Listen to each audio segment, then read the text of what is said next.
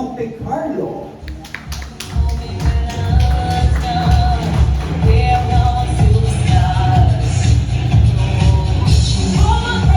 Hello, good afternoon. And Ms. Patricia, batiin mo naman ang ating mga... Good afternoon to everyone. Thank you very much for coming. Ayan, thank you so much for joining us this afternoon. Ayan, matanong na lang natin si Ms. Patricia bilang 2006 Miss International Queen First Runner-Up. How's the experience? Ang ating next na special guest this afternoon, she is a 2004 Miss International Queen, second runner-up, the first ever transgender woman represent the country in Miss International Queen. Ladies and gentlemen, please welcome Miss Maria Cristina Dandan.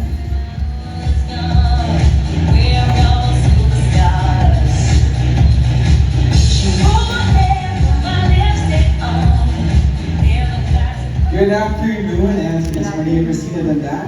You look so lovely this afternoon.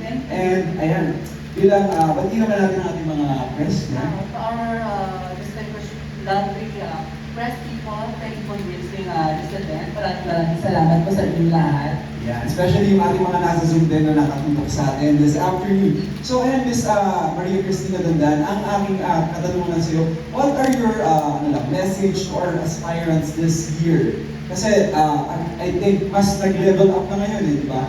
Bilang naging mataas yung standards ng mga Pilipino when it comes to pageant. Ano yung advice na magbibigay ko sa kanila? I think yung lagi ko naman sinasabi every year, kasi as the first trans female na sumali sa Miss International Queen, almost every year, lahat ng mga representative ng Philippines always calls me, pupunta sa akin, and then they're asking for advice. And I always say that, just be yourself. Don't pretend, kasi makikita at makikita yung tunay na nasa puso mo, nasa damdamin mo, and it will show in every time that you speak, every time you walk, lahat na gagawin mo. So, lalo ngayon, social media is a big part of trans pageant. So, I think you should be more true to yourself. Ayun. So, mamaya, Ms. Maria Cristina Dandan, magkakaroon pa tayo ng question and answer with the press. And I hope na makapagbigay ka pa ng mga stories and mga experiences mo regarding this pageant. So, thank you so much. You know, take your seat. Thank you. So, once again, that's Ms. Maria Cristina Dandan, our 2004 Miss International Queen, second runner-up. And now, syempre, meron din tayong makakasama via Zoom.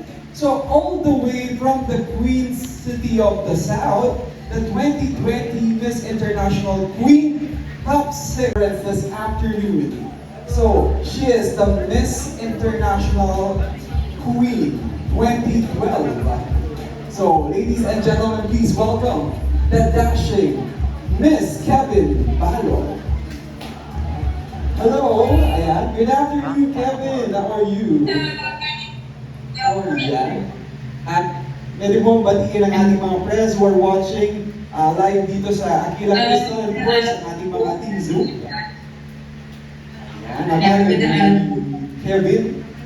Yan. So, Kevin, and kamusta naman tayo? So, can you tell something about your experience during the Miss International Queen pageant during your time? Miss International Queen is my best experience in my life. No? Kasi sobrang daming mga nangyari, nag-charge ng laptop. So yun, sobrang dami nangyari. Like, I was able to meet new friends around the world, and yeah. And recording in progress. Ooh, you already naman yeah. It opened many opportunities for your career, di ba? Totoo yan. Sobrang nag-iba yung tingin ng mga tao when it comes to mga transgender women. And of course, yung opportunity na meron kaming mas maraming work at mas tanggap kami ng mga tao. And of course, do you have any message to our aspiring candidates for this year's pageant? It's the same thing, just be yourself, you know. They need to be everything. To be beautiful, to have a nice body. They know how to present themselves, yung sarili nila. Kasi sobrang hirap talaga. And kailangan mentally strong sila. Yun. And of course, kailangan they know how to speak kung paano nila sabihin yung mga opinion nila, opinion nila sa mga bagay-bagay.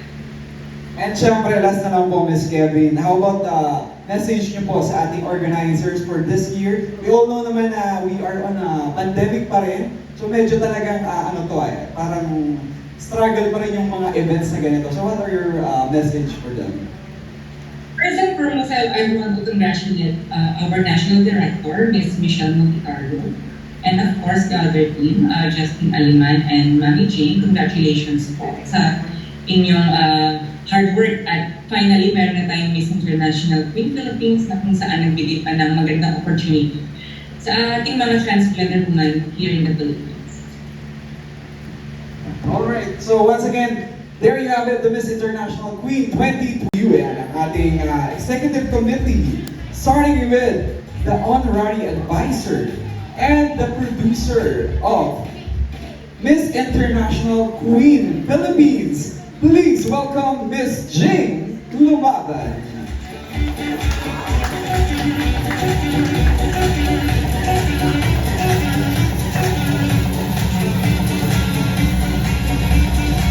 Hello, good afternoon, Miss Jean. And can you greet our press who are present with us today? Okay, magandang hapon sa ating lahat. Nagpapasalamat po ako unang sa lahat sa mga press na nakapunta kayo sa simpleng piging nito na pinipilit namin na noon pa man din sanang umpisahan due to IFTF protocols, kailangan natin sumunod. Maraming salamat. Yes, due to many lockdowns, ECQ, MECQ, ano bang Q ang dumagdag. So at least we are now having this press conference. So, ayan Ms. Jean, as the producer of this pageant, what are the mga struggles and mga parang medyo adjustments na ginawa niyo? Since we are, di ba, pandemic pa rin and medyo hindi pa ganun ka allowed yung mga mass gatherings. Actually, matagal ko nang balak mag-franchise ng MIQ Philippines. But, we are given a chance na mapili. The fact is, actually, the MIQ Philippines is a gift to trans community candidates. Usually kasi, ang mga trans na sumasali sa MIQ Philippines is parang suntok sa upan. Kung sino-sino nila ang pwede pumunta. To end this statement, at least ngayon, meron ng magkakaroon na ng official and one representative for the entire Filipino trans community to represent community. Actually, that is, di ba, yung inaabangan din natin since magkakaroon tayo talaga ng executive committee na talaga namang alam yung ganitong mga pageants, di ba? At least we can send, di ba, a quality candidate ika na. So ayan, Ms. Jean Lumaban, mamaya magkakaroon pa tayo ng maraming questions mula sa ating press. So as of now, we can have your seat. Thank you so much, Ms. Jean. The CEO and the National Director of Miss International Queen Philippines. So without her, wala po tayo dito ay wala ang pageant na ito. So it's my pleasure to introduce to you Miss Michelle Monticarlo. A round of applause, everyone. Hello ma'am, good afternoon, Miss Michelle. Ayan, kindly greet our press po. Good afternoon po to everyone. Sa lahat po na pumunta ngayon. So sa lahat po na pumunta ngayon, we're really thankful, we're really grateful. Know that you would all be invited in every event that MIQ Philippines team would do from this day on forward.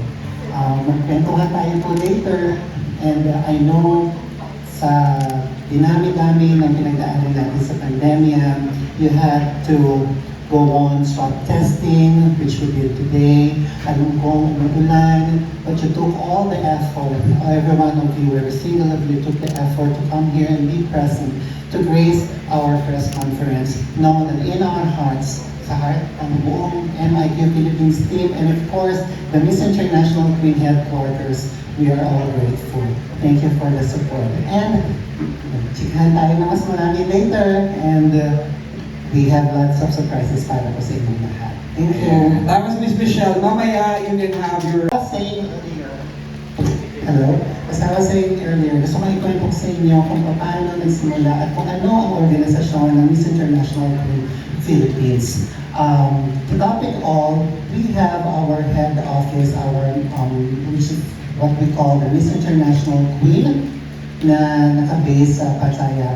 Miss International Queen is handled by Tiffany Show Pattaya Company, which have been in the industry for about 35 years. But Miss International Queen itself has been staging for 16 consecutive years. It so happened that it's just this year that we granted or awarded the franchise sa MIQ Philippines team.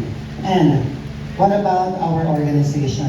It says here that Miss International Queen Philippines is a subsidiary of Miss International Queen, the world's prestigious and largest beauty pageant for transgender women, established in 2004 by the globally famous Tiffany Show Pattaya.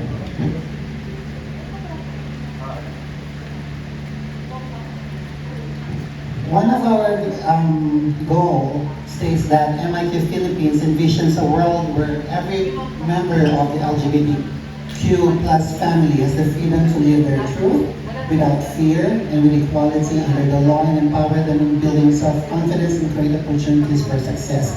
So isa sa pinaka-importanting goal ng MIQ Philippines is not just to stage a pageant, but we want to be the platform for people, not just of our community, but lahat hanggang maaari. We want to give justice, we want to give freedom, we want to give equality for all.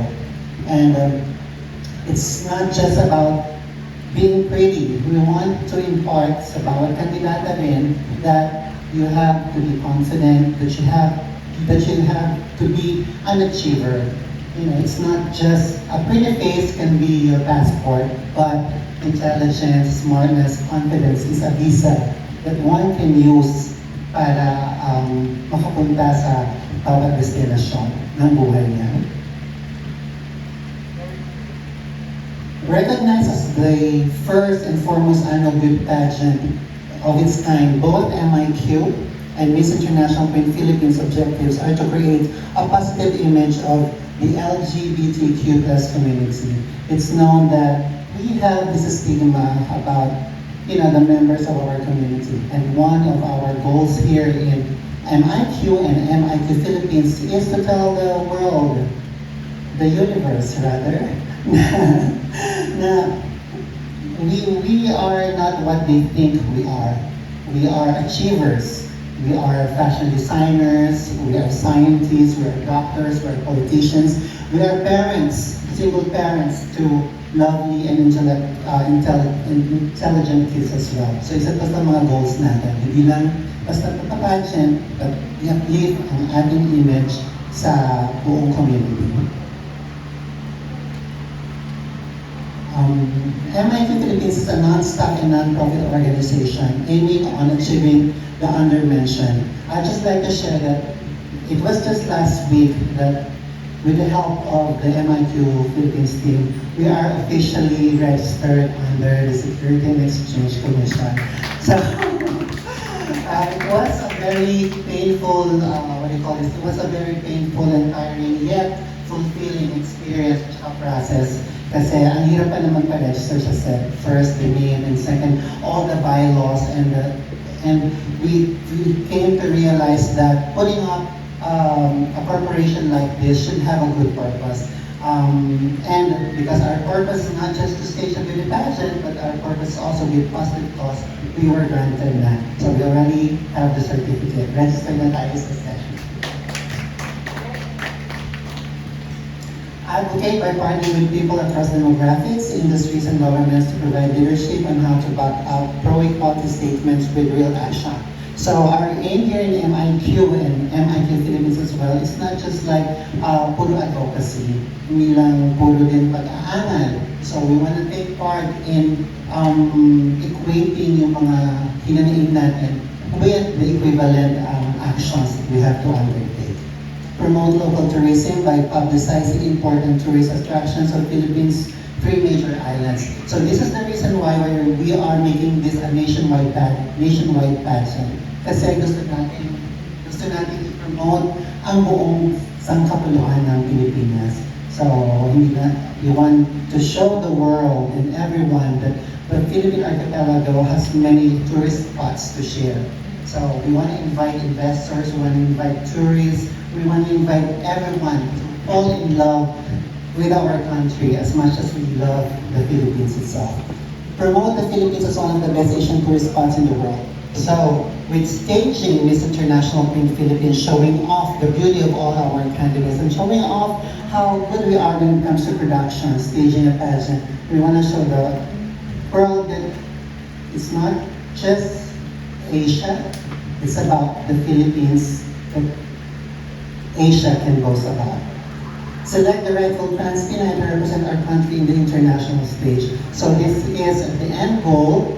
We will be talking later of our target date. Ang end goal natin is to get the rightful woman to represent our country. So, yun yung pinakaabangan natin lahat. Sino kaya ang kauna-unahan mapuputungan na franchise Miss International Queen Philippines na corona? And yeah, so this is all about what do you call this? About our organization. And Yes, let me just introduce, of course, our CEO once again, Ms. Michelle Monte Carlo. Of course, she's a Doctor of Education, Master of Arts in Communication, Master of Arts in Education from Wazeta University, certificate holder, and also a former university professor, proprietor, international and national pageant title holder, and of course, Miss International Queen alumna, Miss Michelle Monte Carlo. And I'd just like to introduce as well some other members of our executive committee.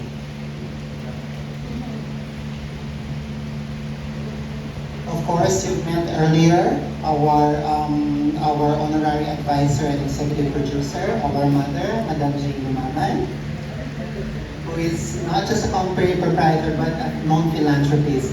I know some of you are Facebook friends of Mami Jane, and you can see in her page kung gaano siya tumutulong sa community natin and to the rest of lahat na nangangailangan sa kanya. So she's not just a pretty face, but of course she's a graduate and a product of the University of St. Louis of Tagaytay, which is so known in the northern part of our country. And of course, an ally and a warm advocate of our community. And now, may I present to you also one of the executive committees, isa sa mga pinaka-importanting pillars ng Miss International Queen Philippines. And I'm pretty sure most of you, if not all of you, know about her. This is, let me call on Miss Andrea Justine Aliman, our MIQ Philippines Talent Development and Image Branding Chair, and of course, Executive Committee.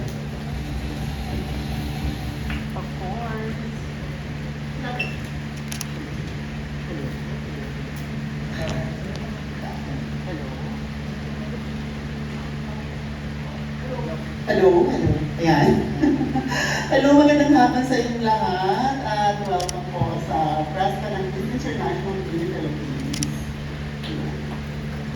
Yeah. And yes, and another one of the four executive committee members of Miss International Queen Philippines. Let me please introduce to you Direk Roderick De La Cruz. So, Direk is our creative director. Siya po ang mamumuna at mag-lead sa production ng buong pageant po natin. So, she's also a member of our executive committee, who is of course known to everyone as an associate producer, floor director, edition master, na need talaga and taking photo. So, later we'll talk more. If you have questions, we would be more than happy to answer them.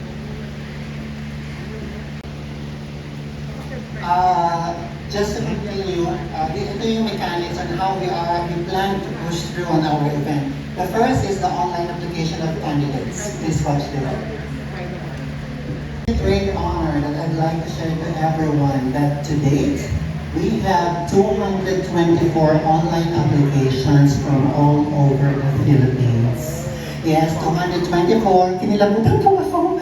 224 and yet hindi pa tayo nasa deadline. It's the deadline of submission of applications until 12 midnight ng August 31. And what makes this interesting is out of the 224 applicants that we already have on hand, online, who submitted their applications online, we would only be picking 25 finalists.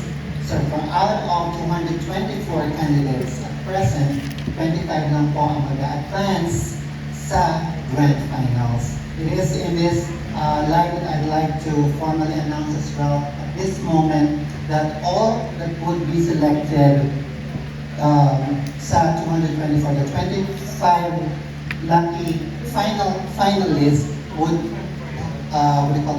would have to do their final registration, which would only cost them 15,000 for registration fee.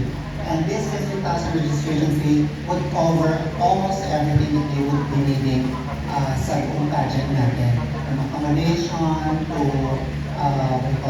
to food, transportation, clothes, kids, of course, and their shoes, because we have lots of sponsors as well.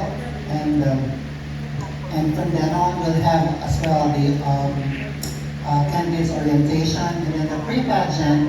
Sa pre-pageant po natin, ang target natin is on November 18, and it's going to be held here in AQUILA, being one of our major sponsors. AQUILA Crystal Palace been great,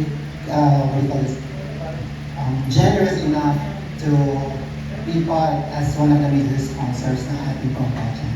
And then of course, the coronation night, God willing, kapag wala pong naging problema, and we claim it, I claim it. The coronation night is on November 28, 2021, and the venue is to be announced. So meron kami sorpresa na ipapasabog soon para medyo may konting kilig at medyo konting what we call the surprise and suspense kung saan natin siya gagawin. So we claim it. Our pre-pageant will be on November 18, and our grand finals will be on November 28, 2021. And of course, ito po ang isa sa pinaka-importante, and which is, of course, I know you all are interested, all the girls. This is the first time that we would be announcing this one. What would a Miss International Queen have or get out of joining this very prestigious first ever staging of Miss International Queen Philippines? The first prize winner, the grand prize, the Miss International Queen Philippines would win 300,000 pesos in cash, 500,000 pesos worth of gift packages, the official MIQPH crown by God Diamonds, and the designer or the creator of the crown is Mr. Chavali. And then an official MIQ Philippines trophy, official MIQ Philippines sash, the entry fee to Miss International Queen, which costs almost malaki-laki din siya, and a round trip ticket to Manila, back of Manila. And of course, we promise that Miss International Queen Philippines would be handled under our supervision, and of course our stylist, Justina Aliman. While the first runner-up would be getting 100,000 in cash, 100,000 pesos worth of gift package, official MIQ Philippines trophy, official MIQ Philippines sash. And the Miss International Queens Philippines second runner-up will be getting 50,000 pesos in cash, 50,000 pesos worth of gift package, official trophy, and official MIQ Philippines sash. So, with that said, I can't wait for November 28th so that we can give all the rightful girls the experience that they deserve and the prizes that each of our three top winners deserve as well. There you have it. So once again, There are also other franchises sa buong Asia. One is Miss International Queen Japan, Miss International Queen Vietnam, and tayo, Miss International Queen Philippines. alright, there you have it. So last question na lang po. What makes it necessary for Miss International Queen Philippines to stage the pageant amidst the ongoing pandemic? Maybe others can answer it also. If you want to, to answer, you may answer this. Napakalaga nung question, no? Kasi ang tanong, bakit kailangan mag-pageant pa? Nasa gitna nga tayo ng pandemya. Siguro ang kahalagahan ng pageants like this, or especially, particularly yung Miss International Queen, is it will give hope sa mga tao na tuloy ang buhay sa kabila ng pandemya. Dahil kung natatandaan ninyo, last year, parang tumigil yung mundo natin nawala ng live TV, nasa bahay lang tayo lahat, pero hindi umabalik siya. So yung pagkakaroon ng Miss International Queen Pageant, pagkakataon siya para magbigay ng pag-asa sa lahat na nandulungan. At magbigay ng pag-asa, especially sa mga trans women, na karamihan ngayon because of matagal na namang issue, yung when it comes to employment, na walang trabaho, bibigyan sila ng pag-asa na tuloy ang buhay sa kabila ng pandemya. Yun is siguro ang kahalaga. Alright, there you have it. So once again, thank you so much for answering the question. Galing po yan, once again, from Pageant Mag Philippines, si Sir Francois Diaz. I hope na-answer po yung mga katanungan niyo, sir. So ang ating next question naman ay mula sa PPP or the Philippine Pageantry. Si Tristan Francisco. So ang kanyang first question, answer. The first question, will this be the one and only official franchise holder and delegate center for Philippine entrants? Yes, according to the contract, yes. Whoever wins the first ever Miss International Queen Philippines will be the sole candidate and only entry of Philippine candidate for Miss International Queen to be held in Tagaytay. Ayan, so it's exclusive po ang ating. Sorry. Dagdag ko lang para ma-stress yung point na ma-mention sa atin. It's just like Miss Universe organization and having in the Philippines Miss Universe Philippines. MIQ is the Miss Universe of the Trans Pageantry, and here in the Philippines, may Miss Universe Philippines, may Miss International Queen Philippines. So kung sino man ang mananalo sa atin, siya lang ang kandidato natin. That is right. Exclusive yan and official franchise holder. So next question. So many goddesses among Philippine trans pageantry now. So will you choose the deserving? How will you choose? How will you choose the deserving first Miss International About Queen ipagsali sa Philippines? mga Pinas mo? Hindi eh. Good afternoon. Siguro po, mas more on we choose the right girl na mas experienced siya and she is, yung parang totoo siya sa sarili niya. And of course, if she has the guts and talent po to showcase trans community po.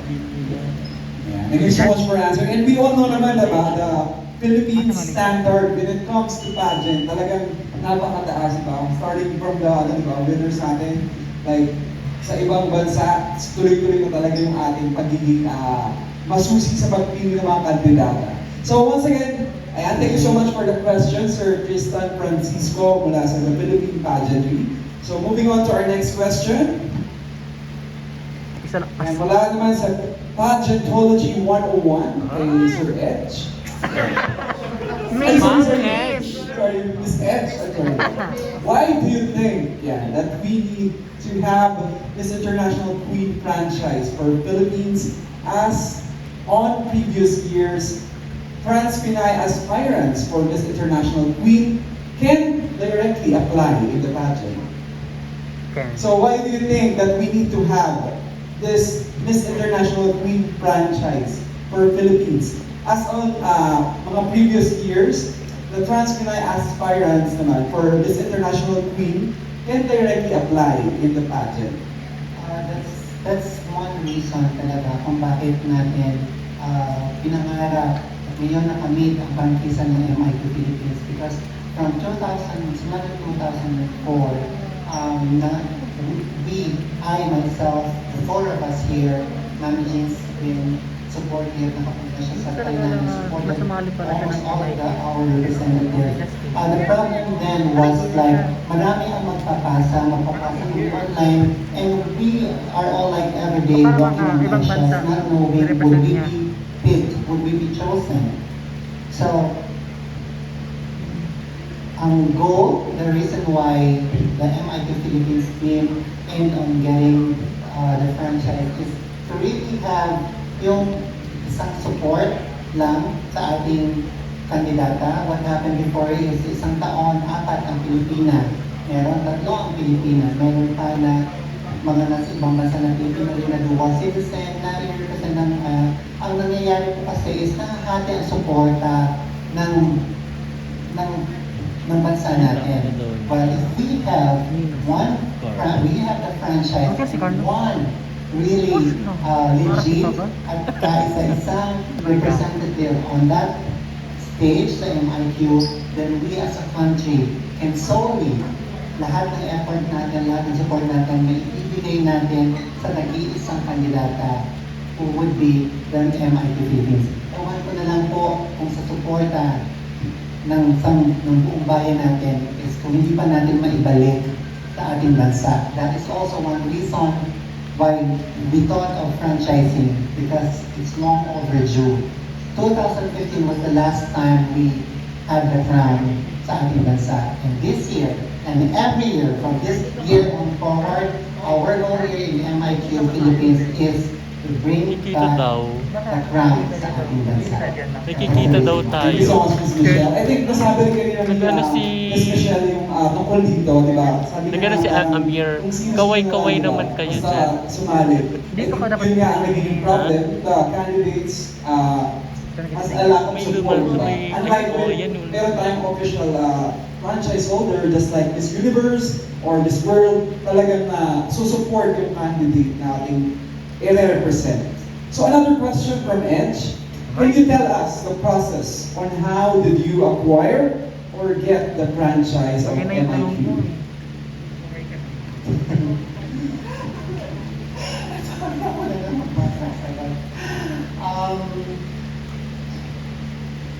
With all humility, I'm very humble to share to everyone that I have been friends with the owner and the executive committee of MIQ and Tiffany from 2007. So kakilala ko na sila from 2007 and I've been an alumna of the pageant itself. And marami na sa kwento nila sa akin, marami na ang naghangad, marami ang nag-apply, marami ang sumubok, bumisita sa kanila sa Pattaya to acquire the franchise. Marami ang tumaan sa proseso kung paano nila makuha ang prangkisa sa ating bansa. And then there was this one night, I was just chatting. It was just a friendly chat with Madam Alisa Pandisa. And I was like, to be honest, ang sabi ko, Mama Alisa, can I join again? At ang sabi niya, no, we're too old. We're friends, sabi na pag-uusapan namin. Sabi ko, but I want to join. They said, no, you're too old. And then they said, what about getting a franchise? And I told them, akala ko nagbibiro lang sila. And I told them, wala akong, I'll be honest, I don't have the finance. I don't have all the network. I don't have the crown. I wasn't crowned Miss International Queen way back 2012 when I joined. So, and then they said, Michelle, what we need is not money because we are already a big corporation, is what they said. What we need is a family in the Philippines na makakapag-alaga ng image ng Miss International Queen. So, what they were saying is that gusto nilang mapunta sa tamang tao ang prangkisa para hindi ito maabuso. I was so flattered, I was so honored, but I told myself I couldn't do it kasi I'm just a single entity. Nights na I was so overwhelmed. Naisip ako, sino lalapitan ako, sino... Ang sakit po pala sa dibdib na 2 weeks kong kinibdib sa dibdib ko na yung opportunities nasa harapan ko. An opportunity to get the franchise, not just the fame, but also an opportunity to help my community. I want to leave a legacy sa komunidad. And then after 2 weeks, ewan ko, bigyan nagkaroon ng sign, tumawag si Mami Jean, nangamusta siya, anak ko siya, kamusta ka na?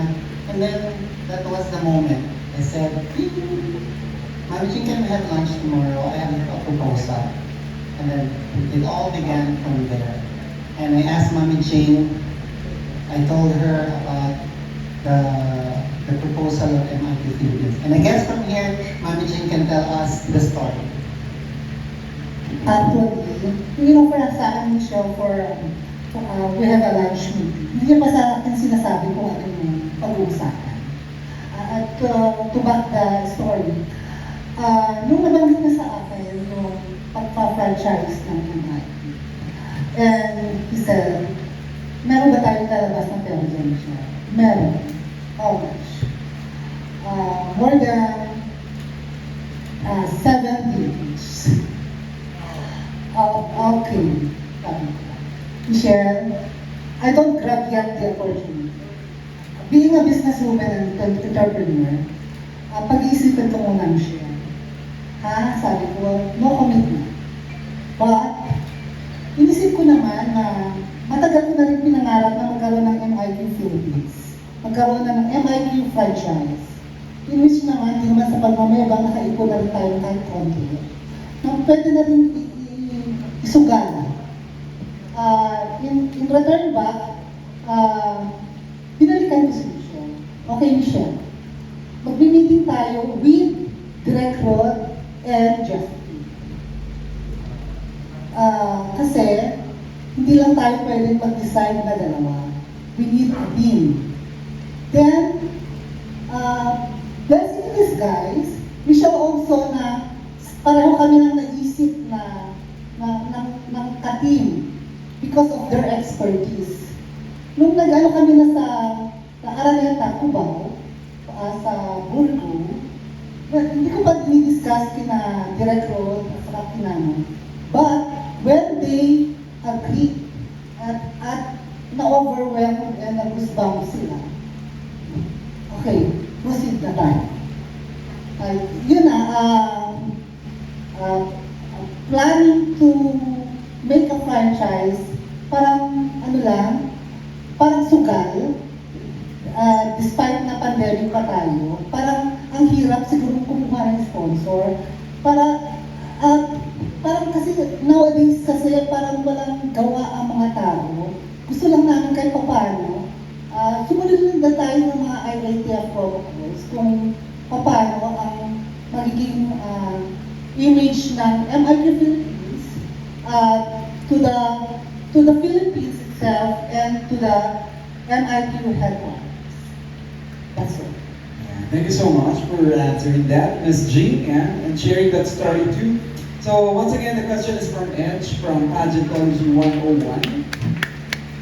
And our next question naman is from Mark from Celebrate International. So I think yung 2 questions yun na-answer na naman. So ito, what are the qualifications of a queen you are looking for? So I think the previous queens can answer this. I think the qualities that MIQ Philippines are looking for is, siyempre, lagi naman namin sinasabi, true to yourself. Kasi ano man yung sarili natin, ano man yung galaw natin, it will show. So, pagkita pa tayo sa sarili natin. And of course, someone who can not just stand in front of us, or in front of the world, but someone who can represent the whole Philippines. na naipapakita niya kung ano ang pagiging totoong trans niya. So, I think someone na kaya i-handle ang pressure, on and off stage, of course. Someone na kaya dalhin ang bandiya ng Pilipinas at kumagaywa. Si Glenn add to that, no? Kanina nag-usap kami ni Ma'am Jeans na may sa car on our way. Sabi ko, sana, marami na bang nag-submit ng application? Oo, madami na. May sana may mga apply na hindi ko pa nakikita. Yung magugulat ako. Yung maganda yung profile, yung kayang-kayang isama kahit saan. Yung hindi lang basta magandang mukha, hindi lang dahil sikat o kilala ng mga trans women. Gusto kong makakita ng isang trans woman na magre-represent sa atin on a higher level. At natutuwa ko na sinabi ni Mami Jean, ang dami-daming nag-submit ng application na very impressive ang profile, may magna cum laude, may doktor, nakakatawa, nakaka-excite talaga itong MIT Philippines. Alright, thank you for answering that question sa ating mga queens. So once again, the question is from Sir Mark Pulawe from Celebrate International. So we have our next question naman from pageant friend, J. Barbo. Okay? So, I think nasagot na itong prizes, diniscuss na kanina ni Ms. Michelle. And ito na lang, do you have any charity that MIQ supported? Yes, of course. That's one of the missions of Miss International Queen Philippines. So we are to look for the rightful organization that we would support.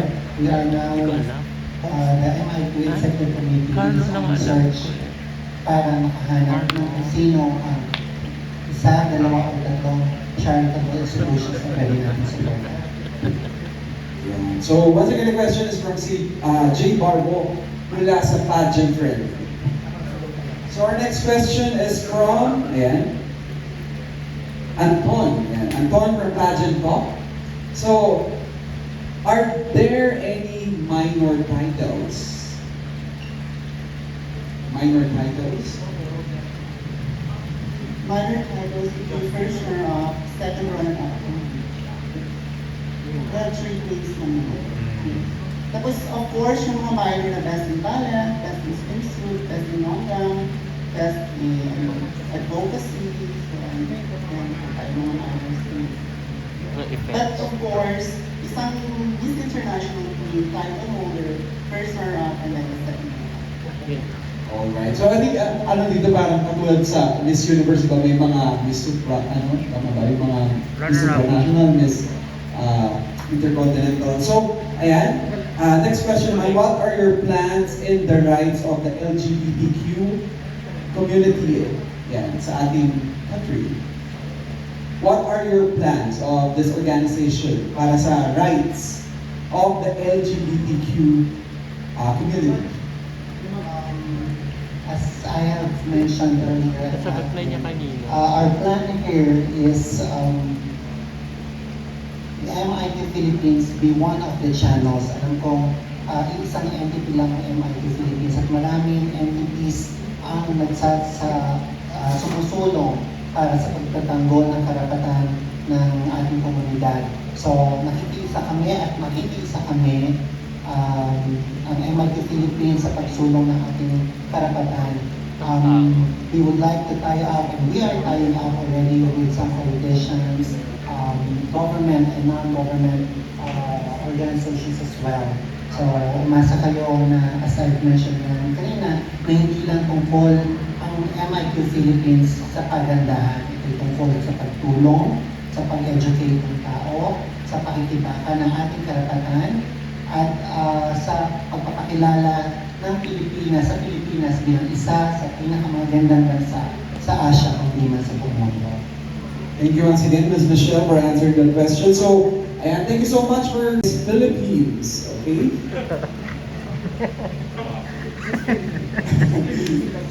What are your long-term plans now? You have the franchise for the Philippines under your management. Any long-term plans? Will you do this annually? Share ko lang a bit about the contract. So, if it may look like it's all about, glitz and glamour to get the franchise of Miss International Queen, but at the back of this beautiful setting, setup, and what we're doing, if we, the MIQ Execom, is to judge a candidate or candidates para mag-represent sa ating bansa, gusto ko i-share sa inyo na every year kami din po ng Execom ay i-judge, i-critic ng MIQ headquarters, and if they find out that our organization or what we are doing here is not in line with their goal, that we are not capable and that we are not karapat-dapat ng franchise, the franchise will be revoked. So hindi po siya ganun madali, hindi po siya ganun pero it's challenging, and that's what I like about the executive committee. That po kami is so embracing of the challenge to prove sa MIQ headquarters na karapat-dapat ang Pilipinas na mabigyan ng prangkisa ng Miss International. Alright, so once again, thank you for your question. And Daniel Gray mula sa Miss Philippines Organization. Para kasing title eh. Daniel Gray Miss Philippines. Okay? So next question mula naman kay Arvin. Kabatsyate mula sa Entertainment News Portal. So I think two of your questions was answered naman na. So ito na lang po. How many contestants will you be getting for this year's pageant? We are targeting for 25 candidates, maximum of 25 candidates. 25 candidates for this year. So thank you so much, and Arvin, and mula sa Entertainment News Portal. Next question is from Sir Ferdinand Abzon mula sa Missology and Eventology. So, nasasagot na rin ang kanyang first question. Ito na lang, what is the main advocacy of this pageant? Ang main advocacy natin is what you mean by advocacy is the theme. Every year, ang advocacy natin, ang mission natin is isa po. Yung isang pag-alleviate ng ating komunidad, ng LGBTQ plus community. Ang pag-educate tungkol sa ating kasalinlan, ang pagsusulong ng ating mga karapatan, ang pagpapakita ng kagandahan ng trans Pinay, ang pagpapakita ng ganda ng ating bansa. Pero every year po, ang tema is mag-iiba-iba. So for this year, ang tema po ay world equality. So I would like to say then that our advocacy for this year is towards world equality. Alright, so thank you so much, Sir Ferdinand, for your question. Once again, from Missology and Eventology. So there you have it. So na-answer po ang questions mula sa ating mga friends who are here. Meron pa tayong last. Okay.